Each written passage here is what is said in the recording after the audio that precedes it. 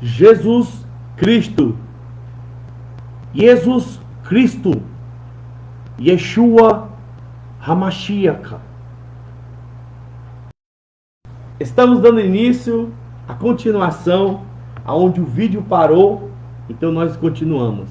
O nome que eu iria citar na passagem era Jesus Christ, Jesus Christus, em grego, em hebraico, Yeshua HaMashiach. Jesus Cristo é um nome que está sob a profecia em Hebreus, capítulo 1, versículo 8. A referência, segundo a Bíblia judaica completa, diz assim: mas a respeito do Filho diz: o teu trono, ó Deus, permanecerá para todo sempre. Governas teu reino com cetro de equidade. Amas a justiça, odeia a iniquidade. Portanto, ó Deus, o teu trono te ungiu. O teu Deus te ungiu com óleo de alegria, preferindo-te a teus companheiros. Esta palavra, ela dá uma referência profética, como o que muito acontece no Novo Testamento é citar profecias e situações que estão escritas na Torá, ou nos Neviins ou Ketuvins, nos livros do Antigo Testamento, chamado para muitos judeus de Taná. Veja bem, esta profecia, ela tem um lugar onde ela está escrita. Hebreus, capítulo 1, versículo 8. Aqui, a palavra de Deus se refere ao Deus. Usa o tetagrama para poder se expressar na língua hebraica um nome que é impronunciável e é utilizado este nome. Aonde está escrito? Vamos ler? Nós temos a referência. Está no livro de Salmos, capítulo 40. Salmos, não tem capítulo. Salmo 45, versículo 6. Pela nossa concordância. O que está escrito em Salmo 45 e 6? O teu trono, ó Deus, usa-se o tetagrama na expressão de Deus, ou a expressão de Adonai, no hebraico. O teu trono, ó Deus, é eterno e perpétuo. O cetro do teu reino é o cetro de equidade. Eterno e perpétuo. Então essa expressão, para que quando se refere a Cristo, ele está se referindo a um Deus. Esta Santíssima Trindade, ela tem a pessoa do Pai, a pessoa do Filho e a pessoa do Espírito Santo. Nós,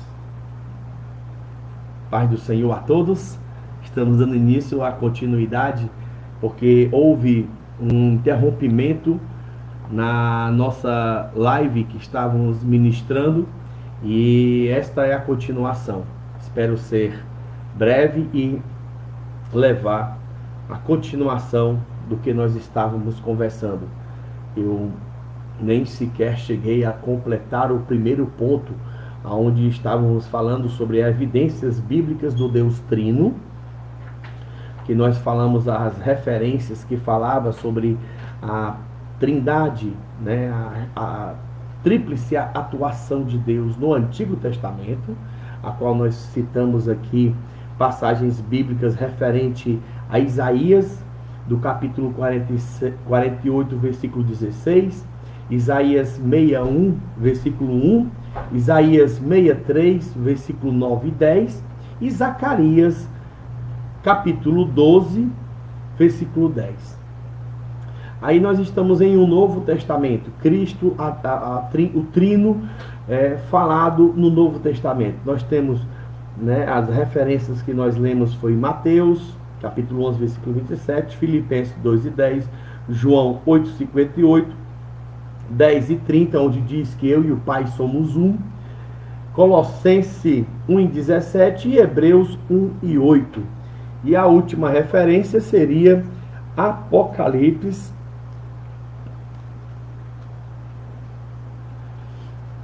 3 e 14, que diz: ao anjo da igreja de Laodiceia escreve: isto diz o Amém, a testemunha fiel e verdadeira, o princípio da criação de Deus. Quem é este? Essa pessoa que traz a representação do Deus encarnado, o Filho de Deus. Vamos continuar?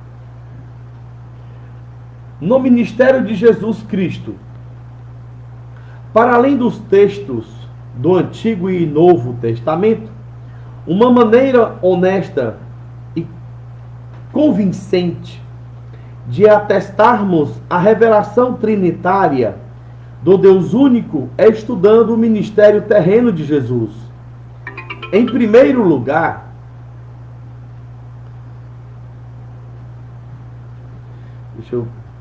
desculpe aí, pessoal. Em primeiro lugar, Jesus foi enviado ao mundo pelo Pai, onde diz João 16. Em segundo, quando iniciou o seu ministério, submeteu-se ao batismo no Rio Jordão. Ali aconteceu a manifestação simultânea e incontestável de 3 pessoas da Santíssima Trindade. Como já outra hora eu havia falado, né, que esta passagem em Lucas, capítulo 3, versículos 21 e 22, é a passagem bíblica mais refutante, mais completa, onde mostra a ação destas três pessoas, estes 3 significados marcantes, do princípio da criação ao complemento final de toda a história, vindo a encarnação de Deus, que diz assim, para que você se lembre: e aconteceu que, como todo o povo se batizava, sendo batizado também Jesus, orando ele, João, orando sobre Jesus, o céu se abriu, e o Espírito Santo desceu sobre ele em forma corpórea, como de uma pomba. E ouvindo uma voz do céu que dizia: tu és meu filho amado, em ti tenho comprazido. Em segundo, quando iniciou o seu ministério, submeteu-se ao batismo no Rio Jordão. Ali aconteceu a manifestação simultânea, né, incontestável, como eu já havia falado. O Filho foi ungido pelo Espírito Santo para anunciar as boas novas e o ano da graça de Deus. O ministério terreno de Jesus revelou o Pai incriado, o Filho incriado e o Espírito Santo incriado. O Pai incomensurável, o Filho incomensurável e o Espírito Santo incomensurável. O Pai eterno, o Filho eterno e o Espírito Santo eterno. Portanto, nós adoramos um Deus em Trindade, Trindade na unidade, sem confundir as pessoas, sem dividir a substância, porque há uma pessoa do Pai, outra do Filho e a outra do Espírito Santo. Mas a divindade do Pai, do Filho e do Espírito Santo é uma só. A glória igual, a majestade coeterna, eis o mistério da fé. Pessoal, agora nós vamos entrar no segundo ponto, importantíssimo, que nós temos aqui a desenvolver. Para nós darmos continuidade, eu quero trazer para vocês uma parte importante, que é a pessoa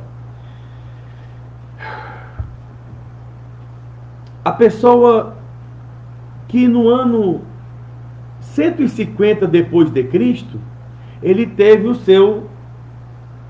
a sua luta, o primeiro apologeta a defender esta trindade. O que estava acontecendo?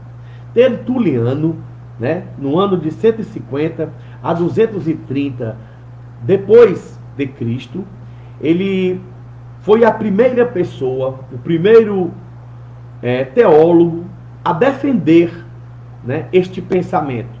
Porque até então, o pensamento que se tinha era de que o próprio Deus tomou a forma, o Deus Pai tomou a forma de uma pequena célula e se introduziu no ventre de Maria, para que eventualmente nascesse, e esta criança era o próprio Deus Pai, não sendo o Filho. Este pensamento, no período do ano de 150, era defendido por aquelas pessoas daquele período que queriam trazer uma imagem a existente de um só Senhor, o Todo-Poderoso Criador do mundo. Somente Ele era o único Deus, e que esse único Deus tomou a forma, entrou no ventre da mulher, o Deus Pai, e nascendo o Filho, ele, o Deus Pai, foi que deu a continuidade do ministério, tirando assim a pessoa de Jesus Cristo como o Filho unigênito de Deus. Então Tertuliano começou a defender esta tese. Ele começou a defender. Eu vou ler um pouco para você aqui, né? Tertuliano nasceu por volta do ano de 150, na cidade de Cartago, nordeste da África, onde provavelmente passou toda a sua vida, apesar de alguns estudiosos afirmarem que morava em Roma. Por profissão, sabe-se que ele era advogado. Fazia frequentes visitas a Roma. Converteu-se aos 40 anos ao cristianismo e dedicou-se seus conhecimentos e habilidades jurídicas ao esclarecimento da fé na cristã ortodoxa, combatendo os pagãos e hereges. Foi, entre aspas, abre aspas, foi pai das doutrinas ortodoxas da Trindade e da pessoa de Jesus Cristo. Forjada no calor da controvérsia com práticas que sustentavam que existe só um Senhor Todo-Poderoso, Criador do mundo. Apenas para poder elaborar uma heresia com a doutrina da unidade, afirmando que o próprio, abre aspas, Pai desceu para dentro da Virgem, que ele mesmo nasceu dela e que ele mesmo sofreu e que realmente era o próprio Jesus Cristo, o Pai. Fecha aspas. Tertuliano foi o primeiro teólogo cristão a confrontar e rejeitar com grande vigor e clareza intelectual essa visão aparentemente singela da Trindade e da unidade de Deus. Declarou que se esse conceito fosse verdade, então o Pai tinha morrido na cruz, e isso, além de ser impróprio para o Pai, é um absurdo. A defesa de Tertuliano, ela traz uma clareza para nós hoje, nos nossos últimos dias, muito importante. Hoje você talvez esteja percebendo que esta doutrina, né, a respeito da Trindade, ela é muito pouco debatida. Mas você vê aqui que no ano de 150 a 220 depois de Cristo, era uma coisa de luta, de debate. Veja bem, um advogado lá ao berço de Roma, um homem de grande conceito, ele foi se estabelecer a sua fé na luta e o combate para esclarecer contra os hereges e contra os pagãos que queriam fortalecer esse tipo de pensamento, que o próprio pai tinha descido e entrado no ventre, o próprio pai tinha nascido e o próprio pai tinha morrido na cruz. Então, hoje é facilmente se refuta esse pensamento. Olha, os ortodoxos, em português, esse significado desta palavra quer dizer conforme com a doutrina ou um conjunto de princípios e práticas considerados verdadeiros. Esse comportamento dos ortodoxos, eles também se referem aos tipos de crença, práticas religiosas de uma igreja ou quem tem apego excessivo a padrões estabelecidos, né? O significado da palavra ortodoxo. Então, os cristãos primitivos, principalmente esses teólogos, os primeiros que começaram a surgir, começaram a debater em grande escala sobre este assunto, sobre a Trindade. E Tertuliano foi o primeiro teólogo a combater fortemente este pensamento, defendendo que havia o Deus Pai, o Filho e o Espírito Santo. Se nós parássemos para analisar a respeito de profecias, você verá uma coisa comigo. Há 50 anos atrás, você até poderia ter profecias, símbolos de profecias, as figuras apresentadas em profecias, a qual hoje seria bem mais, né, fácil de se revelar. Mas se você vê comigo uma coisa, se eu voltar 50 anos atrás e eu chegar, né, sobre o telefone, aonde se levavam cabos, né? O primeiro contato telefônico foi o telégrafo, né? Aonde se comunicava nas vias férreas, aonde eles mandavam as mensagens para que as cartas e as encomendas, os tráfegos nos trens chegassem, né? O que estava sendo levado daqui para outra cidade de 100 a 150 quilômetros de distância. Então o telégrafo era um meio de comunicação. Logo mais veio o telefone, né, que tinha os cabos que ligavam. Se eu chegasse a dizer assim, olha, brevemente você vai ter um telefone que você vai pegar ele da sua casa e vai botar no ouvido e vai sair andando no meio da rua, as pessoas ficariam, sabe, olha, que coisa, isso é uma evolução muito grande. E isso aconteceu, né? O celular, ele chegou de uma forma onde as pessoas poderiam carregar o seu celular, que era um objeto bem grande, e carregava ali e poderiam se comunicar com outras pessoas que também tinham a mesma rede.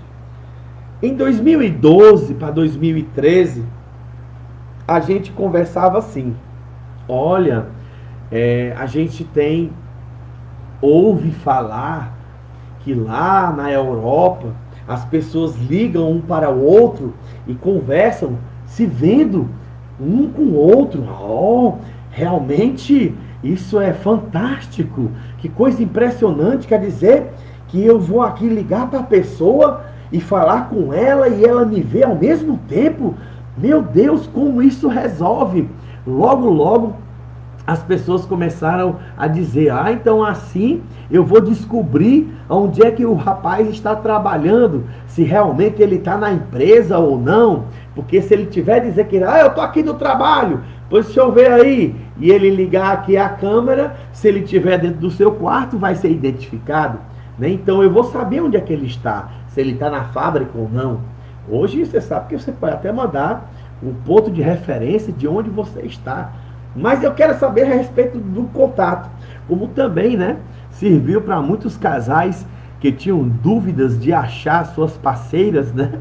Quando ligava, disse, onde é que você está, amor? Eu estou aqui no mercado, e às vezes não se encontrava nesse local combinado, né?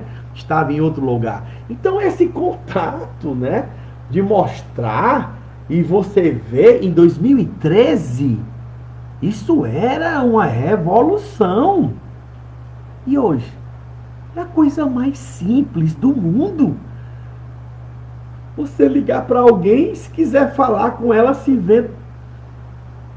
Não vejo problema. Hoje a era digital, ela trouxe uma inovação surpreendente.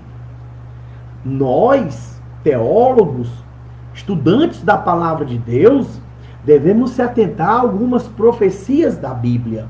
Veja que em 1500 anos, quando começava a se ler a carta do Apocalipse, escrita por João, na ilha de Patmos, lá se viu em dizer que uma imagem entrou fôlego de vida. João viu uma imagem que falava. Isso não parece para você assim, impressionante? Porque hoje falar isso parece comum. Você presenciar os androides, os robôs que já andam, já dão portal para trás, já fazem todo tipo de movimento, para você e eu é coisa comum. Hoje existe a inteligência artificial que tem toda uma programação sobre o que o robô deve ou não fazer, seja movimentos, seja gestos, seja do rosto do robô, como se movimentar, o que fazer. A programação já tem até avisos prévios. Parece que 2028 vão enviar robôs para Marte, para eles começarem a colonizar e trabalhar por lá. Tudo programado já com a inteligência artificial. Então é algo evolucional de grande proporção. Coisas que antigamente, como você poderia descrever se você não soubesse que existisse, seja o celular, né, o meio de comunicação que você se vê hoje, como também você poderia dizer a respeito de um robô cibernético, né, um androide. Como você poderia descrever se você nunca viu algo do tipo? Porque os primeiros robôs, caso você, né, não se lembre, eles eram aquelas caixinhas, né? Olha, aquelas caixinhas. Tinha uma caixinha aqui, a cabecinha aqui do robô, né? Você via aqueles robôs se movimentando e as pessoas ficavam, olha, ali é um robô, e o robô tinha aquela conversa, aquelas coisas de se falar, né? E falava só aquelas coisas programadas, como aquelas famílias do Simpson, né? Não é do Simpson, tem uma outra família dos Jack Simpson, Jack Simpson, os Jackson, as famílias dos Jackson que andavam nos carros flutuantes, né? Tinha um cachorro robô, tinha a babá que era um robô, né? Isso hoje é uma realidade. E é importante você trazer isso, porque quando João viu, né? Eu posso até usar, parafraseando este androide falando, ele pegou e escreveu lá em se referindo à marca da besta, ao anticristo, que iriam fazer uma imagem, iam dar fôlego de vida à imagem, ela iria falar. Então imagine aí uma estátua, né, de algum deus, seja de algum tipo de personalidade, divindade, falando. Como você utiliza a sua mentalidade há uns 1.500, 2.000 anos atrás? Como você descreveria hoje para que a pessoa viesse a ler e entender que ele estava falando ali de alguma coisa muito além, muito acima do que as pessoas iriam passar mais de 1.000 anos? Porque isso são coisas novas. No ano de 1950, foi que nós começamos a desfrutar dos avanços tecnológicos. Hoje é que nós estamos, né, vivenciando, presente. Olha aqui, eu falando com você aqui, estou numa live, ela vai ficar gravada e você vai poder... Hoje nós estamos aqui vivenciando um mundo real. A profecia aconteceu. O que João falou está acontecendo. Imagens estão ganhando vida. Estátuas estão ganhando vida. Olha, para nós darmos aqui logo continuidade, eu quero dizer uma coisa para você. Esses homens criadores dessas IA, todos eles que têm... Eu não vou falar aqui o nome para o vídeo não ter dificuldade de ser cortada. Mas esses grandes homens que tiveram essas capacidades de... vou falar de países, né? A China tem a inteligência artificial, os Estados Unidos têm a dele, essas grandes potências mundiais, cada qual tem a sua inteligência artificial.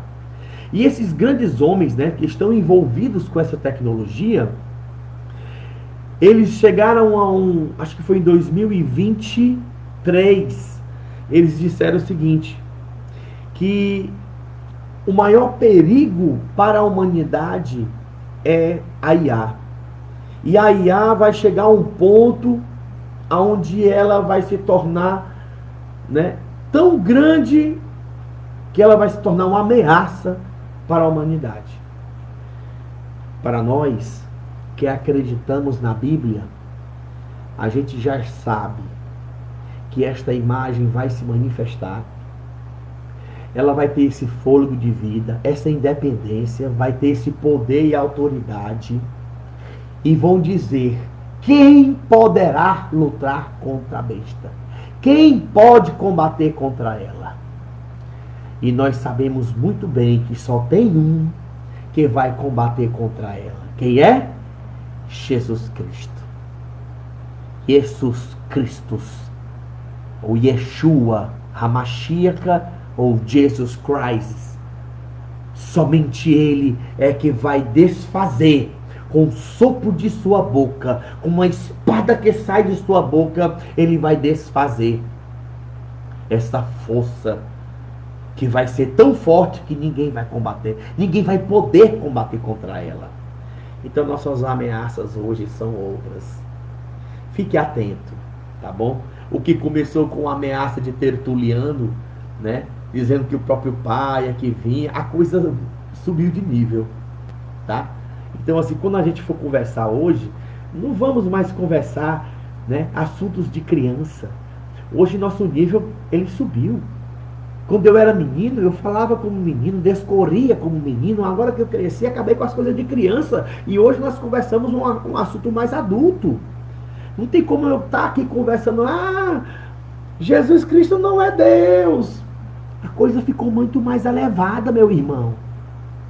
Muitas profecias, antigamente, difícil interpretação, hoje, com a tecnologia, ficou mais clara. Ficou mais fácil o seu entendimento. Ficou mais fácil ler a Bíblia. Ficou mais fácil estudá-la.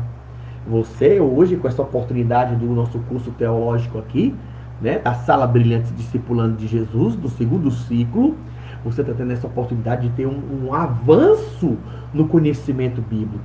Esse conhecimento mais avançado. Nós já estamos indo para o 2º ciclo. conhecendo as doutrinas cristãs. E é importante a gente também dar esse passeio sobre a nossa contemporaneidade. O que nós estamos hoje convivendo. O que nós estamos hoje presenciando.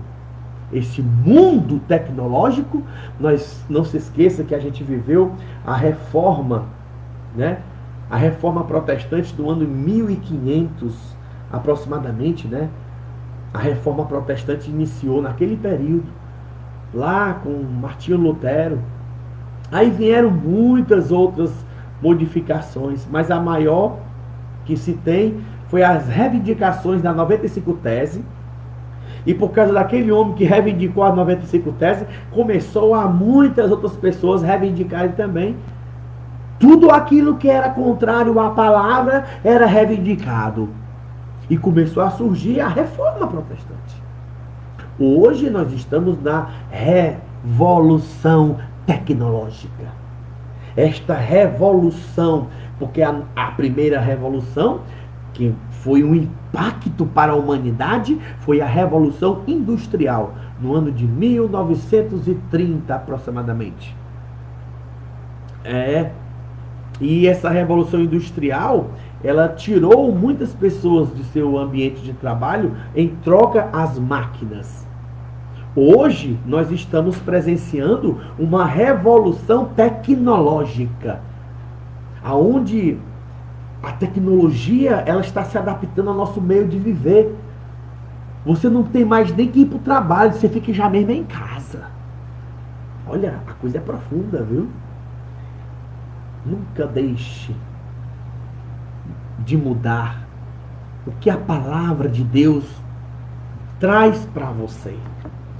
A Bíblia diz: Jesus Cristo é o mesmo ontem, hoje e eternamente. Ele não muda. A sua palavra, ele diz que passarão os céus e a terra, mas a sua palavra não passará. Aleluia. A palavra de Deus, ela permanece pura. Ela não é antiquada. Ela não é uma palavra passada, uma palavra de historinha. Ela se renova dia a dia. A sua palavra nova é a cada manhã. É cada vez mais atual. A palavra de Deus não tem como ela ter espaço para dizer assim: olha, a Bíblia falou isso e isso nem acontece mais hoje. Ela se renova. A palavra de Deus tem esse poder de falar de atualidade, o que aconteceu no passado e hoje é a mesma coisa. Quando ele diz que o pecado de prostituição corrompe o casamento, ele está dizendo que hoje também é a mesma coisa. Um pecado de prostituição corrompe o casamento, o adultério corrompe o casamento. Se você ficar falando mal um do outro, você corrompe a amizade, você corrompe os seus vínculos de trabalho. Então tenha o quê? O amor acima de tudo. O amor ao próximo é a maior construção que nós devemos ter. Hoje eu vinha conversando com a minha filha e eu citei uma coisa muito importante para ela. Eu disse: minha filha, se você tem um bom tratamento com a pessoa, se tem um bom interesse de uma educação com a pessoa, e se essa pessoa lhe trata mal, é da mesma maneira que Jesus disse: se te ferirem um lado de uma face, agora tu oferece o outro lado. O outro lado da face não é o outro lado do rosto. É porque se você é uma pessoa boa, gentil, e te ferem essa face, agora você vai oferecer o outro lado. É o lado do perdão, é o lado de você se humilhar, é o lado de você... E a pessoa vai ficar confusa. Como é que pode? Se eu estou humilhando essa pessoa, se eu estou maldizendo essa pessoa, uma pessoa que é boa, uma pessoa que trata bem as pessoas, e você trata mal esse tipo de gente... E de repente, aquela pessoa que é uma pessoa simples, humilde, né? E você está tratando mal aquela pessoa e ela oferece o outro lado da face, ela vai lá e te pede perdão. Tu fica confuso. Como é que pode? Eu estou maltratando mais e mais e está me pedindo perdão? Está se humilhando a mim? Foi isso que Jesus ensinou. E fazendo isso, nós somos o quê? Filhos do Altíssimo. Moramos no reino de Deus. E o reino de Deus faz parte sobre isso. Nem todos podem receber esta palavra, mas aqueles que receberem serão benditos de meu Pai. Vamos lá, pessoal. Segundo ponto, equívocos quanto à doutrina da Santíssima Trindade. Eu acho que eu deixei bem claro muitas coisas aqui a falar, né? Vamos aqui dar continuidade. A pessoa da Trindade não tem uma relação de subordinação. Vamos lá. Durante a história da igreja cristã, alguns crentes cometeram equívocos doutrinários em relação à doutrina da Santíssima Trindade. Um desses equívocos era a crença de que as pessoas da Trindade estão subordinadas uma à outra. O subordinacionismo, nessa doutrina, o Pai é maior do que o Filho não é Deus, o Espírito Santo não é uma pessoa, nem muito menos Deus, mas uma energia ativa. Então o Pai é maior do que o Filho maior do que o Espírito, e o Espírito o último da hierarquia. Esse era o pensamento da doutrina da subordinacionismo. A ideia de um Deus isolado não honra as Escrituras. As três pessoas da Santíssima Trindade trabalham em comunhão. A encarnação do Filho revela que Deus é Pai.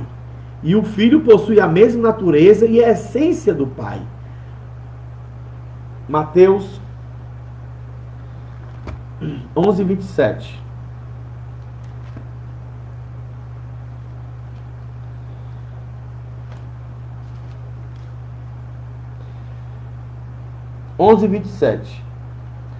Todas as coisas me foram entregues por meu Pai.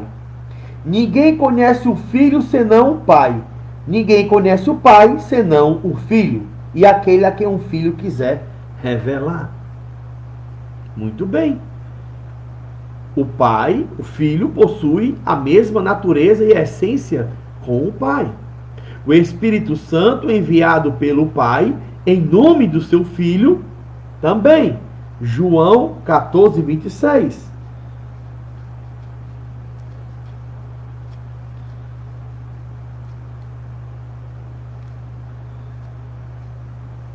João 14, 26. Mas o Consolador, o Espírito Santo, que o Pai enviará em meu nome, vos ensinará todas as coisas e vos fará lembrar de tudo que vos tenho dito. O Consolador, o Espírito Santo. Né? O Espírito Santo enviado pelo Pai em nome do Filho e pelo Filho da parte do Pai. 15, 26. Quando vier o Consolador, que eu, da parte do Pai, vos enviarei, o Espírito Santo da verdade, que procede do Pai, ele testificará de mim. Olha bem, pessoal. E pelo Filho da parte do Pai, a qual eu li, João 15, 26. Revela que o Espírito Santo é com o Pai e com o Filho a mesma divindade. Então, não existe diferenças de divindade entre um e outro, sendo o Pai maior, o Filho um grau a menor, e o Espírito Santo nem considerado a pessoa de Deus, mas considerado abaixo. Não. Os três são um. A mesma energia, o mesmo poder, a mesma honra, o mesmo autorio que é dado a um, a divindade de Deus, a divindade do Espírito, a divindade do Filho, são todas iguais. Eles concordam entre si, têm o mesmo pensamento, a mesma força ativa, o mesmo agir, a mesma proporcionalidade entre todos, estão em ação para poder salvar a humanidade, para trazer o conhecimento das doutrinas e do conhecimento da palavra de Deus. E o maior propósito de Deus é que vos amei uns aos outros, assim como o Senhor vos amou. O propósito de tudo é trazer amor ao coração das pessoas. É muito ódio no mundo, é muita raiva, muita fúria. Eu vi recentemente um rapaz aqui no Brasil, né? Nós temos as partido político, e esse rapaz foi protestar em um certo movimento político, né? E quando ele estava lá falando algumas coisas, as pessoas que estavam lá e se manifestaram, bateram nele. E aí apareceu um rapaz com a camisa do Hamas, lá pelaquela área de Israel, do Oriente Médio.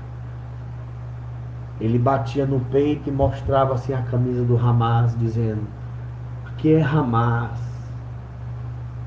Eu fico imaginando, né, o tamanho da crueldade que passa no coração das pessoas em matar crianças, estruparem mulheres, matarem idosos, tocarem fogo em crianças dentro do forno, decapitarem cabeças com machado e com enxadas, explodirem famílias inteiras dentro de suas casas. O terrorismo mesmo. E você defender estes grupos de terroristas que querem destruir pessoas, comunidades, tudo em troca de um pensamento de terrorismo. Aí aqui no Brasil uma pessoa chega lá com a camisa, fica mostrando e se aparecendo. Quanta necessidade de amor. Agora me faz lembrar as palavras de Jesus, lá na cruz. Pai, perdoa porque não sabe o que fazem. Pai, perdoa porque não sabe o que dizem. E nós, quando conhecemos a Cristo, esta é a nossa resposta. Senhor, porque eu não te conheci há mais tempo. E a gente fica enxergando a verdade e aquilo nos impacta. Aquilo nos constrange. E o choro é imediato. A gente fica ali sentindo o arrependimento, porque a palavra de Deus, ela traz clareza, libertação. Conhecendo a verdade vos libertará. As pessoas da Trindade não são modos diferentes do Deus Altíssimo se revelar. O modalismo é a crença na doutrina de que o Pai, o Filho e o Espírito Santo são modos ou modalidades diferentes de o Deus único se manifestar. Essa doutrina afirma que no Antigo Testamento ele se manifestou como o Pai, em o Novo como o Filho, nos dias atuais, o tempo da igreja como o Espírito Santo. As Escrituras ensinam que as pessoas da Santíssima Trindade, da mesma forma, têm a mesma natureza e essência. Também operam dentro da divindade. Embora tenham operações distintas no plano da salvação, entretanto, o Deus Altíssimo não se revelou em modalidades diferentes. O Pai, o Filho e o Espírito Santo operam gloriosamente na vida do crente. As pessoas da Trindade não são três deuses. O triteísmo é a crença que afirma que as pessoas da Santíssima Trindade são três deuses distintos, separados e anônimos. A Bíblia condena a idolatria. Por isso, a natureza e a essência de Deus jamais dariam margem para o triteísmo. A Igreja de Cristo afirma e reafirma a existência objetiva de três pessoas da Trindade: o Pai, o Filho e o Espírito Santo. Entretanto, não os crê separadamente, não relacionados, mas como unidade perfeita da Trindade. Assim é o Deus da Bíblia. As Escrituras Sagradas afirmam com clareza: ouve, ó Israel, o Senhor nosso Deus é o único Senhor. Deuteronômio 6:4. O Deus único é o Deus trino que opera em nossa vida. Ele, glória eternamente. Não tenha esta visão de três deuses diferentes. Ele está em conjunto. No Gênesis, ele disse, façamos. No batismo de Jesus, ele estava numa voz do céu, Jesus sendo batizado e o Espírito Santo batizando ao mesmo tempo. Os três em uma só propósito, em uma só concordância. O Deus Trino opera em sua vida. De uma maneira amorosa, Deus é amor. O Pai provou o seu amor pelo mundo quando enviou seu Filho em nosso lugar. Porque Deus, Ele amou o mundo de uma tal maneira que Ele deu o seu único Filho para todo aquele que nele crê.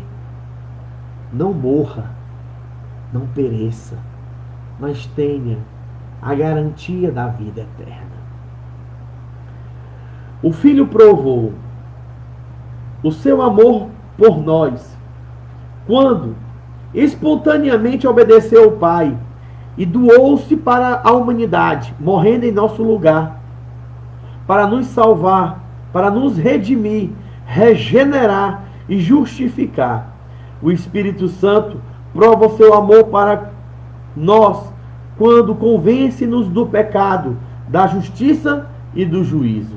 Porque Deus prova seu amor para conosco em que Cristo morreu por nós, sendo nós ainda pecadores. E o Espírito Santo, a maior e mais poderosa ação de Deus, é quando a palavra de Deus diz, no capítulo 16, versículos 7 ao 11, diz assim a palavra do Senhor: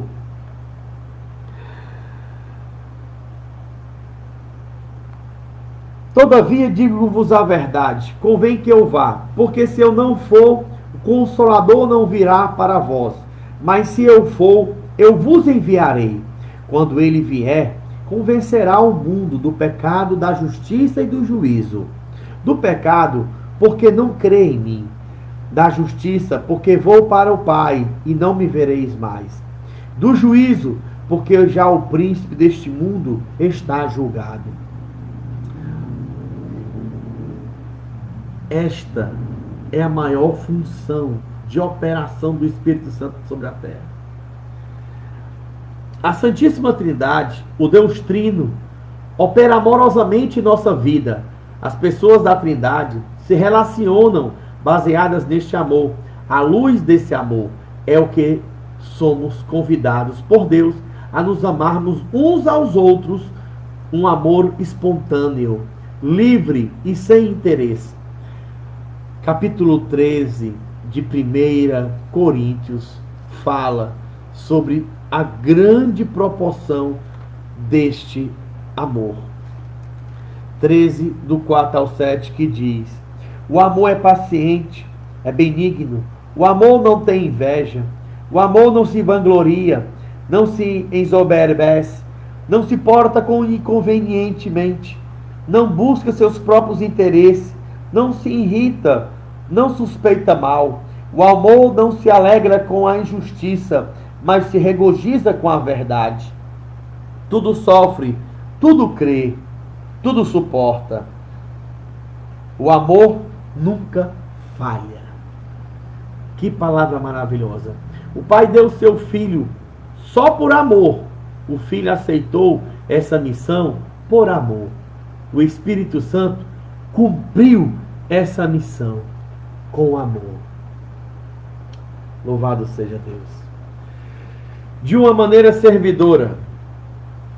A natureza do ministério de Jesus Cristo é servidora.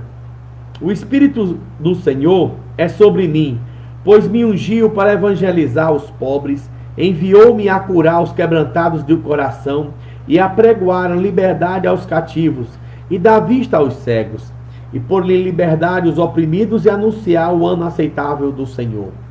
O Deus Trino trabalha de maneira servidora em favor das pessoas.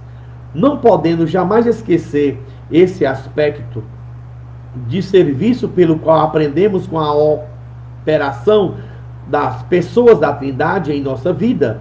Tudo o que fizemos, tudo o que fazemos na igreja local, o corpo visível de Cristo, em nossa família ou em qualquer esfera da vida, deve visar a natureza servidora apresentada no ministério de Jesus. Devemos priorizar as pessoas de maneira comunitária. A Santíssima Trindade é, por sua natureza, comunitária, porque as pessoas trinitárias não vivem separadamente, pois são inseparáveis, indispensáveis, trabalhando eternamente unidas pela igreja. O Pai, o Filho e o Espírito Santo vivem em comunidade, isto é, em eterna e profunda comunhão. Por isso somos encorajados a viver uma comunhão profunda com nossos irmãos, ajudar o outro, chorar com os outros, cantar com os outros, orar com os outros. Temos um ânimo pronto para buscar a vontade de Deus, nos aproximarmos mais do seu reino. Portanto, eu e você somos parte dessa grande comunidade dos santos, a Igreja de Deus. E somos chamados a expressar essa comunhão trinitária e multiforme para o mundo. O amor, ele cobre uma multidão de pecados quando você aceita Cristo em seu coração. Recebe o perdão de Deus, compartilha o amor entre a sua família, entre seu pai, sua mãe, seus filhos, entre sua companheira, a sua mulher. Deus opera, abençoando a tua vida, te dando novos propósitos, abrindo caminhos de prosperidade sobre tua vida. Somente no amor. O ódio, ele traz a morte. O ódio, ele traz a feitura de Satanás, onde o inimigo é tratado na Bíblia como ladrão. O ladrão vem senão a matar, roubar e destruir. Mas Jesus disse que veio para que nós tenhamos vida e vida em abundância. Nesta lição estudamos a Santíssima Trindade.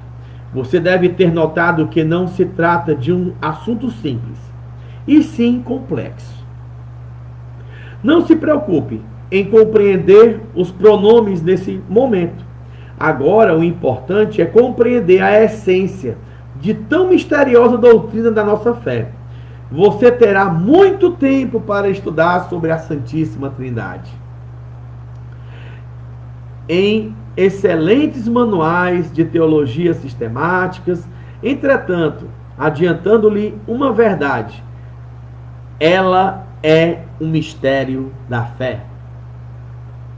Mas podemos aprender verdades essenciais da fé cristã: a profunda comunhão da igreja, a natureza servidora dos discípulos de Cristo, a capacidade de se doar ao próximo, de maneira como Deus se revela. A doutrina da Santíssima Trindade encoraja-nos a viver uma comunhão cristã. Que Deus abençoe a todos, em nome de Jesus. Eu acredito que essa lição que nós tivemos, segundo ponto hoje, trouxe grandes momentos para vocês, tá bom? Até essa próxima lição. Tema 5, crendo em Deus Pai. Que Deus abençoe a todos, em nome de Jesus. Ficai na graça e na misericórdia do Senhor. Senhor Deus, abençoa a todos que ouviram esta lição e esta conclusão de hoje. Toca no coração e faz movimento de amor no coração de todos. Deus é com todos e abençoe. Shalom, Adonai a todos.